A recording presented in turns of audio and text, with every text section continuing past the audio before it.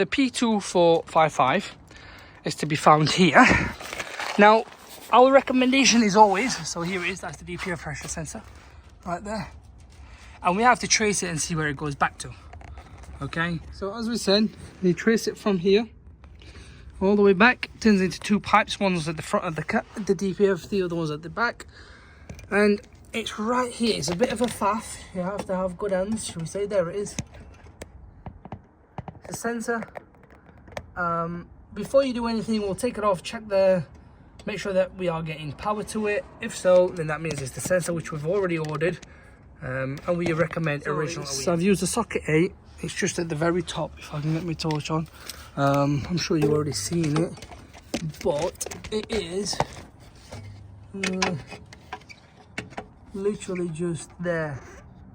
It's a size, there you are, size 8 socket.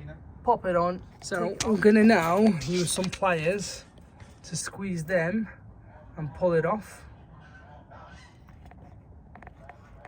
So make sure you don't get the wrong way around when you pop it back on. To get things straight, guys, I tried to do these. Nah, it's a no-go. Do the bottom ones. It's so much easier and smoother. Yes, it's a bit hard with the pliers going right back to the back of the engine, but once you've done it, pop it out.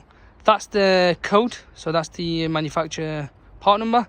Order it on the same part number, please. Make sure you don't get aftermarket, because in 1 month, in a year, 6 months, you'll be in the same boat. So don't do that to yourself and cost yourself extra labor. OEM, genuine, don't dust it.